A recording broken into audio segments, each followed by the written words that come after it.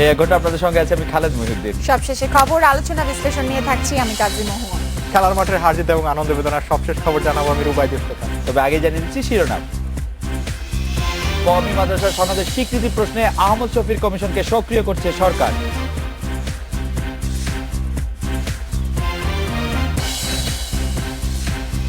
খালেদা জিয়া মানসিক অবসাদে তাকে সাহস দিন বললেন জাফরুল্লাহ চৌধুরী।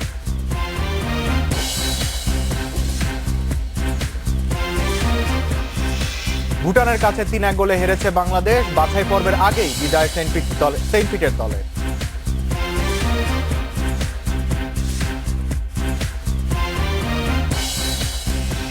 রাত 9টায় বাংলাদেশ আজ মতামত পাঠানোর বিষয়ে বাড়ছে লোডশেডিং। মতামত পাঠাতে পারেন SMS অথবা ফেসবুকে। আপনাদের মতামত জানিয়ে দিচ্ছি সংবাদের পরের অংশে। কওমি মাদ্রাসা শিক্ষা কমিশনকে আবারও সক্রিয় করছে সরকার। কওমি মাদ্রাসার সনদকে সরকারি স্বীকৃতি দিতে প্রয়োজনীয় সুপারিশ শিক্ষা সচিবের কাছে জমা দিতে বলা হয়েছে এই কমিশনকে। চট্টগ্রামের হাটহাজারী দারুল উলুম মইনুল ইসলাম মাদ্রাসা মহাপরিচালক মাওলানা শাহ আহমদ শফী নেতৃত্বাধীন এই কমিশনকে আগামী 9 জানুয়ারি পর্যন্ত সময় দেওয়া হয়েছে। কমিশনের সুপারিশ পাওয়ার পর পরবর্তী পদক্ষেপ নেওয়া হবে। কওমি মাদ্রাসাগুলিতে শিক্ষার বিষয় ও পদ্ধতি ঠিক করতে প্রায় 4 বছর আগে এই কমিটি গঠিত হয়। এছাড়া কয়েকদিন আগে ইকরা বাংলাদেশের পরিচালক মাওলানা ফরিদুদ্দিন মাসুদকে প্রধান করে আরেকটি কমিটি গঠন করে শিক্ষা মন্ত্রণালয়। বাংলাদেশ শিক্ষা তত্ত্ব ও পরিসংখ্যান ব্যুরোর 2015 সালে হিসাব অনুযায়ী সারা দেশে 13,902টি কওমি মাদ্রাসার শিক্ষার্থী, প্রায় 14 লাখ। কওমি মাদ্রাসাগুলি পরিচালিত হচ্ছে বিভিন্ন বেসরকারি বোর্ডের অধীনে।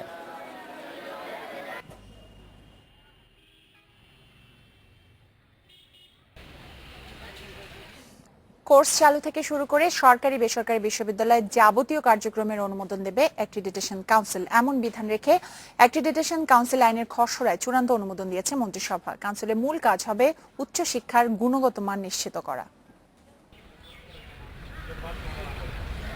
বর্তমানে দেশের সরকারি বিশ্ববিদ্যালয় 38টি, এছাড়া রয়েছে 96টি বেসরকারি বিশ্ববিদ্যালয়। শিক্ষক নিয়োগ, কারিকুলাম বা শিক্ষার মান নিয়ে প্রশ্ন উঠেছে নানা সময়। এ অবস্থায় গত মার্চে অ্যাক্রিডিটেশন কাউন্সিল আইনের খসড়ায় নীতিগত অনুমোদন দেওয়ার পর সোমবার মন্ত্রিসভার বৈঠকে দেয়া হলো চূড়ান্ত অনুমোদন। উচ্চশিক্ষা প্রতিষ্ঠান কর্তৃক প্রদত্ত উচ্চশিক্ষার গুণগত মান নিশ্চিতকরণ লক্ষ্যে কনফিডেন্স সার্টিফিকেট বা ক্ষেত্রমতো অ্যাক্রেডিটেশন সার্টিফিকেট প্রদান করা বা স্থগিত করা। যদি দেখা যায় যে দেওয়ার মতো না, তখন ওনারা স্থগিত করবেন, বাতিল করবেন বা প্রদান করবেন। এই তিনটা ওনাদের 1 নম্বর প্রধান দায়িত্ব। নতুন আইনে বলা হয়েছে একজন চেয়ারম্যান, 4 জন এককালীন ও 8 জন খণ্ডকালীন সদস্য নিয়ে গঠিত হবে অ্যাক্রিডিটেশন কাউন্সিল। মন্ত্রিপরিষদ সচিব জানান, বিশ্ববিদ্যালয় মঞ্জুরি কমিশনের সাথে কাউন্সিলের কোনো বিরোধের সুযোগ নেই। ইউজিসির মূলত কাজ হলো ওনাদের এই ফাইন্যান্সিংটা দেখে, বাজেটটা দেখে, জনবলগুলো দেখে এই ব্যবস্থাপনাগুলো ওনারা করেন। আর এটা হলো quality control of the education. এটা আইন হওয়ার পরে বাধ্যতামূলক হয়ে যাবে তখন। এদিকে বাংলাদেশ ও চীনের মধ্যে স্বাক্ষরের জন্য প্রস্তাবিত উন্নয়ন বিষয়ক চুক্তির খসড়ায় অনুমোদন দিয়েছে মন্ত্রিসভা। মন্ত্রিসভা মনে করে, চীনের সাথে প্রস্তাবিত চুক্তি হলে উভয় দেশের উৎপাদন বাড়বে।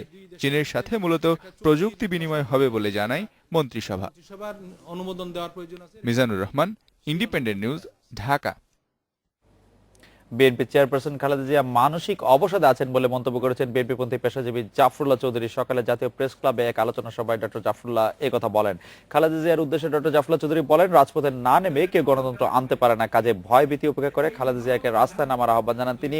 খালেদা জিয়াকে সাহস যোগানোর জন্য দলের নেতাকর্মীদের প্রতিও আহ্বান জানান ডক্টর জাফরুল্লাহ। তিনি বলেন, জঙ্গি মেরে জঙ্গিবাদ বন্ধ করা সম্ভব না, এজন্য মূলে হাত দিতে সরকারের প্রতি আহ্বান জানিয়েছেন বিএনপিপন্থী এই পেশাজীবী।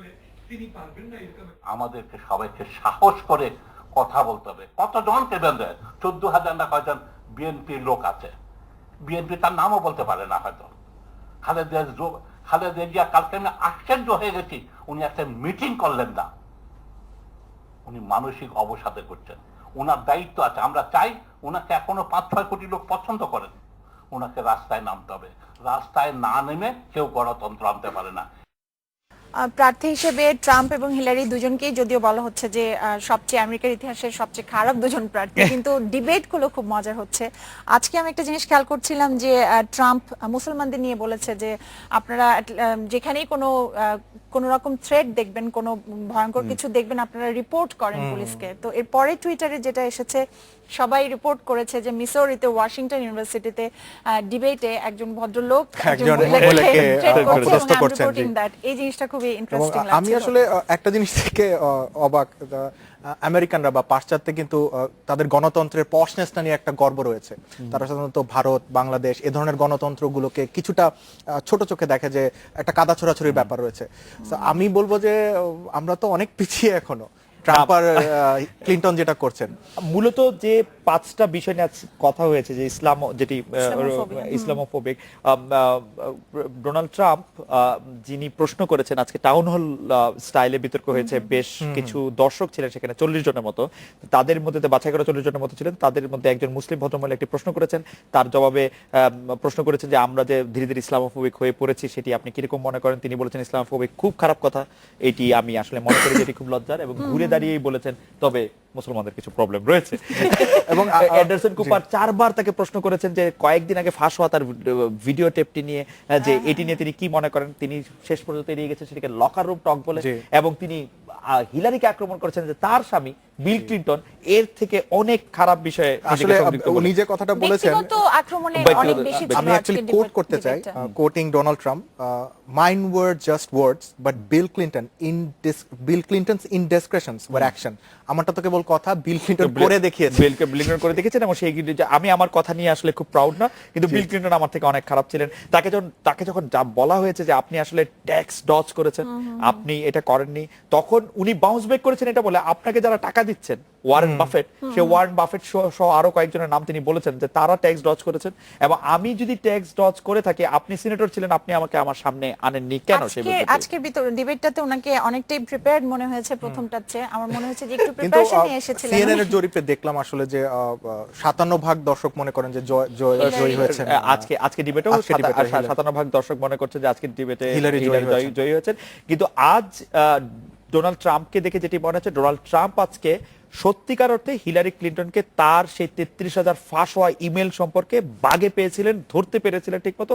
হিলারি আসলে আজকে প্রথম ডিবেটের তুলনায় আজকে অনেক বেশি সাবমিসিভ, এবং যেটি বলছিলেন ডোনাল্ড ট্রাম্পকে একটু প্রিপেয়ার্ড মনে হচ্ছে, যেটি ডোনাল্ড ট্রাম্পের ক্ষেত্রে একটু অবাক। হিলারি ক্লিনটন শুধু বারবারই বলছেন যে তিনি একটি অল্টারনেটিভ রিয়েলিটিতে বাস করেন ডোনাল্ড ট্রাম্প, যেটি আসলে আমি অবাক হয়েছিলাম যে তারা সবশেষে কিন্তু হ্যান্ডশেক করেছেন। আমি এটা আশা করিনি। শুরুতে বিরতি নিচ্ছি। হিলারি সম্পর্কে একটি ভালো কথা তিনি বলেছেন যে শি ইজ এ ফাইটার, তাকে আসলে এত সহজে নামানো যাবে না। বিরতি নিচ্ছি একটি।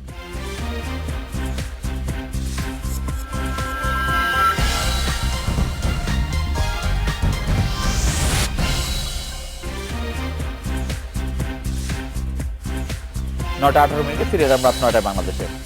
গাজীপুরের পাতারটেকে পুলিশের কাউন্টার টেরোরিজম ইউনিটের অভিযানে নিহত 7 সন্দেহভাজন জঙ্গির ছবি প্রকাশ করেছে ঢাকা মহানগর পুলিশ। ডিএমপির ওয়েবসাইটে প্রকাশিত ছবির বেশিরভাগেরই পরিচয় মিলেছে, বাকিদের পরিচয় পেতে তৎপরতা অব্যাহত রয়েছে।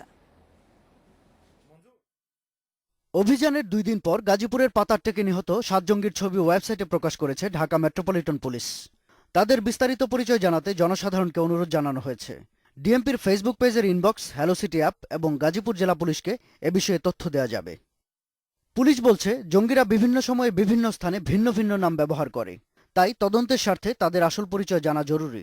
ডিএমপির ওয়েবসাইটে ছবি প্রকাশের পর নিহত জঙ্গিদের পরিচয় আসতে শুরু করেছে বলে জানিয়েছেন গাজীপুর জেলা পুলিশ সুপার। সন্ত্রাস দমন আইনে মামলা হয়েছে, এবং আমরা অনেকেরই পরিচয় পাচ্ছি, বাট এখন আমরা মানে পুরোপুরি সেভাবে বলছি না, তবে পরিচয় আমরা পেতে শুরু করেছি। রাজধানীর ঢাকেশ্বরী পূজা মণ্ডপ পরিদর্শনে গিয়ে পুলিশ মহাপরিদর্শক জানিয়েছেন, গাজীপুরে নিহত জঙ্গিদের পরিচয় বের করতে পুলিশের তৎপরতা অব্যাহত আছে। বিচ্ছিন্ন যেটা আমরা পেয়েছি সেটা আমরা ভেরিফাই করতেছি, তবে আমরা পত্রিকায় ছবি দিয়েছি, আবার আজকে আবারও বলেছি আজকে ছবি দিবে।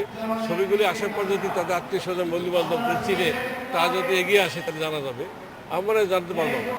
এ সময় আইজিপি আরও জানান, চাকরিচ্যুত মেজর জিয়া প্রসঙ্গেও আমরা তাকে খুঁজে বের করার চেষ্টা করছি, যখন আমরা পারবো তাকে গ্রেপ্তার করতে যখন পারবো, অথবা সে যদি পুলিশকে আক্রমণ করে পুলিশ জবাব দেবে, সেই যুদ্ধে যদি সে মারা যায় তখনই আমরা জানতে পারবো। গত শনিবার গাজীপুরের পাতারটেক এবং হারিনালায় আইনশৃঙ্খলা বাহিনীর অভিযানে সন্দেহভাজন 9 জঙ্গি নিহত হয়। গাজীপুরে এদের ময়নাতদন্ত শেষে মরদেহ মেডিকেল কলেজ হাসপাতালে হস্তান্তর করা হয়েছে। গ্রেপ্তার করা হয়েছে পাতারটেকের জঙ্গি আস্তানার বাড়ির মালিক এবং তার স্ত্রীকে। Shahadat Hossain, independent news, Dhaka. এদিকে টাঙ্গাইলে র্যাবের সঙ্গে বন্দুকযুদ্ধে নিহত 2 সন্দেহভাজন জঙ্গির কাছ থেকে পাওয়া জাতীয় পরিচয়পত্রগুলি ভুয়া, এ তথ্য নিশ্চিত করেছেন রাজশাহীর পুলিশ সুপার। জঙ্গিদের কাছ থেকে পাওয়া জাতীয় পরিচয়পত্রের সূত্র ধরে র্যাব জানায়, নিহত দুজনের মধ্যে একজনের নাম আতিকুর রহমান, একজন সাগর হোসেন। দুজনের বাড়ি রাজশাহীর চারঘাট উপজেলায়। এই তথ্য জানার পর রাজশাহীর চারঘাট উপজেলায় ওই নামের কাউকে খুঁজে পাওয়া যায়নি।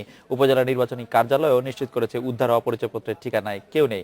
শনিবার টাঙ্গাইলে কাকমারায় মির্জা মাঠ এলাকায় র্যাবের অভিযানে 2 জঙ্গি নিহত হয়। এদিকে আইনের আওতায় না এনে জঙ্গিদের মেরে ফেলায় জনমনে প্রশ্ন সৃষ্টি হচ্ছে বলে মন্তব্য করেছেন বিএনপি মহাসচিব মির্জা ফখরুল ইসলাম আলমগীর। এর পেছনে সরকারের অন্য কোনো উদ্দেশ্য থাকতে পারে বলেও দাবি করেছেন তিনি। দুপুরে ঢাকা জজ কোর্ট আইনজীবী সমিতির কার্যালয়ে বিএনপির প্রয়াত নেতা আসম হান্নান শাহের স্মরণ সভায় তিনি এসব কথা বলেছেন। গণতন্ত্র না থাকায় শুধু বিএনপি নয়, দেশের মানুষও সংকটে আছে বলে দাবি করেছেন তিনি। জুলুম নির্যাতনের পথ পরিহার করে সরকারকে গণতন্ত্রের পথে ফিরে আসার আহ্বান জানান মির্জা ফখরুল।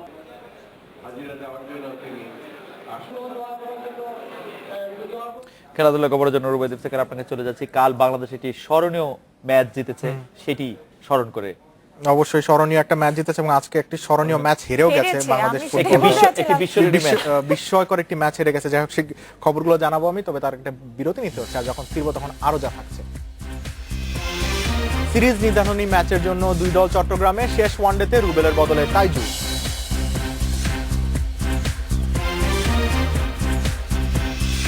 আইএচএফ ট্রফি হ্যান্ডবলে কাল স্বাগতিক নারীদের প্রতিপক্ষ আফগানিস্তান। ছেলেরা খেলবে লঙ্কানদের বিপক্ষে।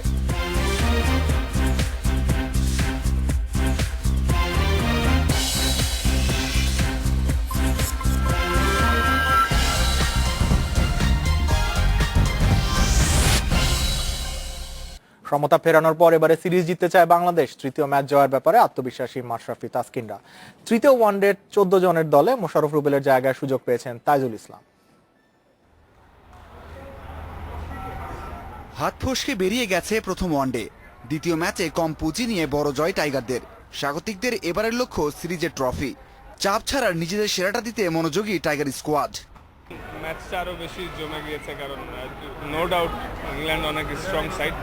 তো আমরা যদি আমাদের বেস্ট খেলা খেলতে পারি তাহলে অবশ্যই জেতা সম্ভব। আসলে ফেভারিট বলে জেতা ডিফিকাল্ট, তবে আমরা আমাদের পোটেনশিয়াল অনুযায়ী সবাই খেলতে পারলে আশা করি আমরা সিরিজ জিততে পারবো। চট্টগ্রামে কাউকে ফেভারিট না মানলেও নিজেদের এগিয়ে রাখছেন তাসকিন। জশ বাটলারের সাথে টাইগার ক্রিকেটারদের তর্কের ব্যাখ্যায় শুধু পরিস্থিতির কথা বললেন এই পেসার। তো হচ্ছে অনেক ইংল্যান্ডের গ্রেট একটা ব্যাটসম্যান, আর তাছাড়াও গেম চেঞ্জার বলা যায়। তো ওই সময় আসলে ওর উইকেটটা পেয়ে খুব ভালো লাগছে। দলে একটি মাত্র পরিবর্তন নিয়ে চট্টগ্রাম গেছে বাংলাদেশ দল। এক ম্যাচ পর আবারও টাইগার স্কোয়াডে ফিরেছেন বাঁহাতি স্পিনার তাইজুল ইসলাম। আফগানিস্তান সিরিজের পর দল থেকে বাদ পড়া তাইজুল দলে ঢুকেছেন মোশাররফ রুবেলের জায়গায়। Mazharul Islam, independent news, Dhaka. IHF trophy 2016 handball টুর্নামেন্টে গ্রুপের দ্বিতীয় ম্যাচে কাল কোর্টে নামছে বাংলাদেশ। সকাল 9টায় এই গ্রুপের ম্যাচে বাংলাদেশের নারীদের প্রতিপক্ষ আফগানিস্তান। বিকেল 4:30টায় বি গ্রুপে ছেলেদের মুখোমুখি হচ্ছে শ্রীলঙ্কা। প্রথম ম্যাচে শ্রীলঙ্কাকে উড়িয়ে দিয়ে টুর্নামেন্টে শুভ সূচনা করেছে বাংলাদেশের তরুণীরা। দ্বিতীয় ম্যাচে রুবিনা সিফাদের লক্ষ্য আফগানিস্তানকে হারিয়ে গ্রুপ সেরা হয়েই সেমিফাইনাল নিশ্চিত করা। প্রথম ম্যাচে শ্রীলঙ্কার কাছে হেরে যাওয়ায় বাংলাদেশের বিপক্ষে ম্যাচটি ডু অর ডাই ম্যাচ হয়ে দাঁড়িয়েছে আফগানিস্তানের জন্য। হোম কন্ডিশনে চ্যাম্পিয়ন তকমাশাটা বাংলাদেশ যে শক্ত প্রতিপক্ষ তা মেনেই প্রস্তুতি নিচ্ছে আফগানিস্তান। আমাদের দেশের পরিস্থিতির জন্য আমরা খুব বেশি অনুশীলনের সুযোগ পাই না। তারপরও শ্রীলঙ্কার বিপক্ষে আমরা লড়াই করে হেরেছি। বাংলাদেশের বিপক্ষে ম্যাচটি আমাদের জন্য অনেক কঠিন হবে, তবুও আমরা জয়ের জন্যই খেলব। আমরা সকালে প্রস্তুতি নিয়েছি, নতুন করেও কিছু খেলোয়াড়দের কিছু ইনস্ট্রাকশন আমরা দিয়েছি, ফার্দার আমরা কী ধরনের খেলা খেলব। তো স্ট্র্যাটেজিক্যাল কিছু তাদেরকে ব্রিফ করেছে কিছু কিছু ক্ষেত্রে। তো এই ক্ষেত্রে আমরা আফগানিস্তানের সাথে ভালো খেলব। দ্বিতীয় ম্যাচের আগে মেয়েদের মতো ফুরফুরে মেজাজে থাকতে পারছে না স্বাগতিক ছেলেরা।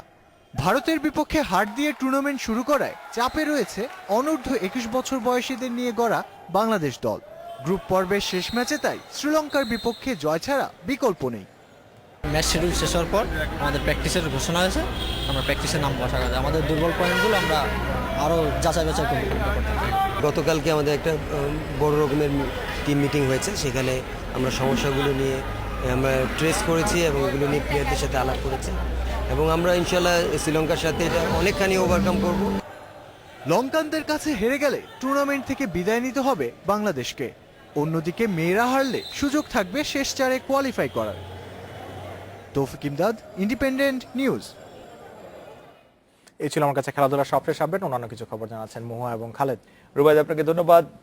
শারদীয় দুর্গোৎসবের আজ মহানবমী। সকালে মণ্ডপে মণ্ডপে অনুষ্ঠিত হয় মহানবমীর কল্পারম্ভ ও বিহিত পূজা। এই দিন রামচন্দ্রের রাবণ বধের আনন্দের পাশাপাশি দেবী দুর্গাকে বিদায় দেওয়ার ক্ষণ ঘনিয়ে আসার বেদনাও ছিল ভক্তদের মাঝে।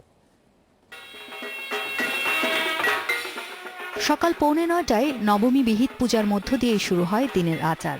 মণ্ডপগুলোতে সকাল থেকেই আসতে থাকেন ভক্তরা। এরপর মূল আকর্ষণ। সকাল 10:30টার দিকে শুরু হয় যজ্ঞ হোম। দেবী দুর্গার 108টি নামের ওপর অগ্নি আহুতি করা হয়। সনাতন ধর্মমতে রামচন্দ্র তার রাজ্য ফিরে পাওয়ার জন্য দেবী দুর্গার কৃপা প্রার্থনা করেন। তখনই একদিন স্বপ্নে দেখেন 108টি নীলপদ্ম দেবীর চরণ দিয়ে পুজো দিলেই কাটবে সংকট। তন্ন তন্ন করে 107টি পদ্ম পেলেও আরেকটি জোগাড় করতে না পারায় নিজের চোখ দান করতেও রাজি ছিলেন তিনি। তার এই আকুতি সন্তুষ্ট করে দেবীকে। শেষে আর চক্ষুদান করতে হয়নি, বরং এই দিনেই রাবণকে বধ করার আহ্বান জানান মহাদেবী। সেই থেকেই পদ্ম দিয়ে পূজা করার চল। মা যুগে যুগে এইভাবে এই ধরাধামে এসে পৃথিবীর সকল অশুভ শক্তি ধ্বংস করেছেন এবং শুভ শক্তি উদয় করেছেন। এই পুজোতে মা সমাজের সকল স্তরের মানুষের মধ্যে তথা সমাজের বিভিন্ন স্তরের মানুষের মধ্যে অপূর্বভাবে সমন্বয় সাধন করেছেন। পূজা শেষে পুণ্যার্থীদের মাঝে অঞ্জলি প্রদান ও প্রসাদ বিতরণ করা হয়। এরপর চলে চণ্ডীপাঠ। মার কাছে চাচ্ছি মা যেন আমাদেরকে ভালো রাখে, সুস্থ রাখে, সবার মঙ্গল করে। এবারের পূজা খুবই সুন্দর, সুশ্রী এবং জাঁকজমকপূর্ণ হয়েছে। আমরা সবাই অনেক মজা করছি, অনেক এনজয় করছি। সব জায়গায় অনেক শৃঙ্খলতা আছে। বিদ্বেষ ভুলে সবাই যেন কাঁধে কাঁধ মিলে চলতে পারে একসাথে, এই প্রত্যাশা করি। সকালে রাজধানীর ঢাকেশ্বরী মন্দিরে সপরিবারে আসেন ব্রিটিশ রাষ্ট্রদূত অ্যালিসন ব্লেক। আয়োজন ও নিরাপত্তা নিয়ে সন্তুষ্ট জানিয়েছেন তিনিও। আসমামিতা, ইন্ডিপেন্ডেন্ট নিউজ, ঢাকা। আরো সব খবরের আগে নিচে একটি বিরতি। বিরতি পরে জানিয়ে ফিরছি। বিভিন্ন এলাকায় হঠাৎ বেড়ে গেছে লোডশেডিং, সংযোগ বৃদ্ধি ও বিতরণের ত্রুটিকে দায়ী করছে কর্তৃপক্ষ।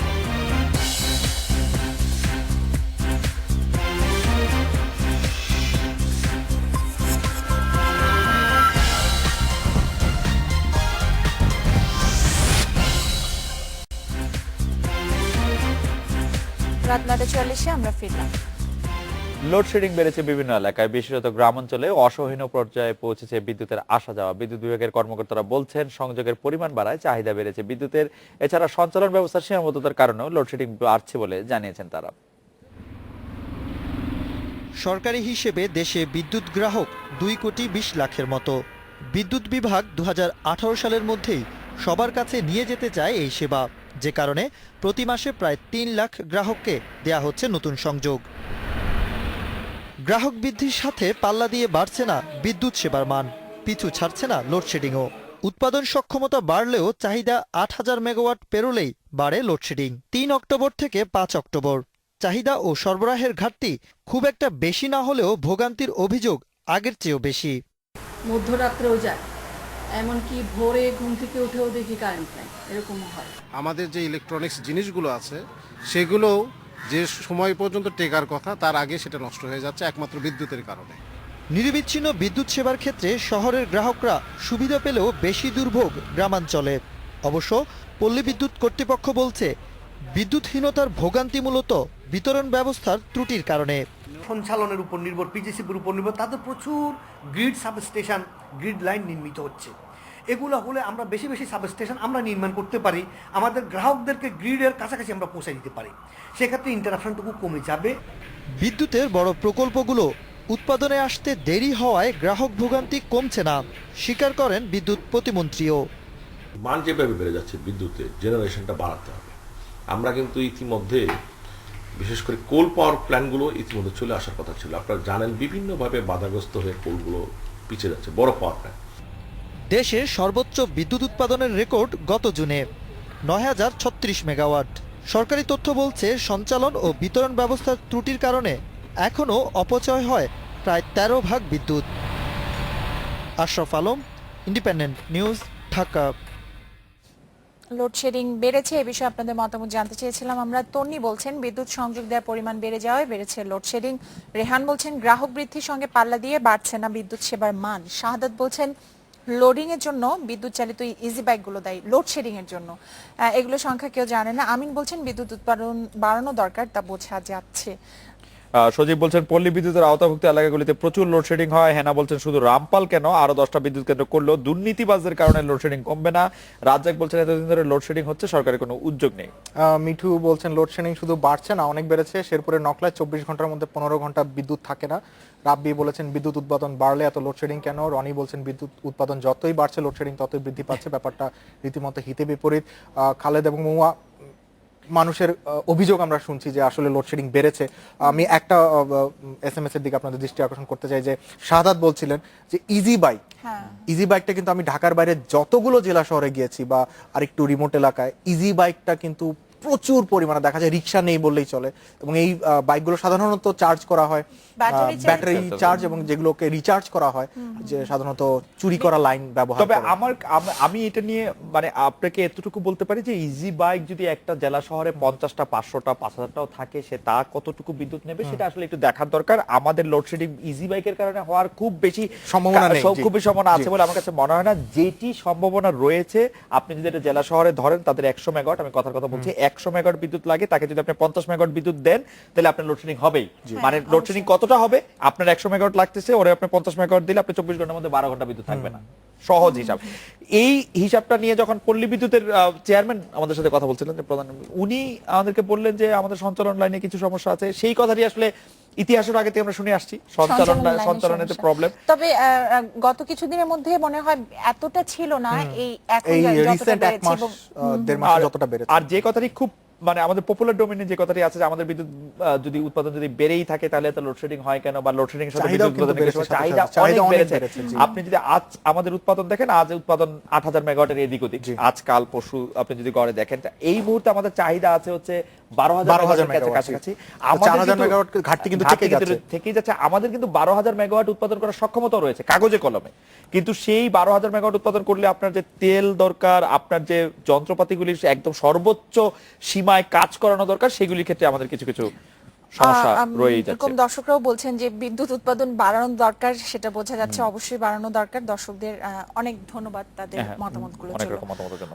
সামাজিক যোগাযোগ মাধ্যমগুলোতে দ্রুত ছড়িয়ে পড়ছে 51 সেকেন্ডের pen pineapple apple pen music ভিডিওটি। কথা ও সুরে ব্যতিক্রমী স্টাইলে গানটি উপস্থাপন করে ইন্টারনেট তারকা বনে গেছেন জাপানি কমেডিয়ান ডিজে পিকে। বিবিসি সহ বিশ্বের বিভিন্ন গণমাধ্যমে উঠে এসেছে গানটির ভাইরাল হওয়ার খবর। এই ছিল রাত 9টায় বাংলাদেশ আয়োজনে। আজকে রাত 9টায় বাংলাদেশ শেষ খবর তুরস্কে আয়োজিত এক্সট্রিম মোটর রেসের ছবি দেখে। তার আগে আমরা বিদায় নিচ্ছি। আমন্ত্রণ আমাদের পরবর্তী অনুষ্ঠানে। শুভরাত্রি।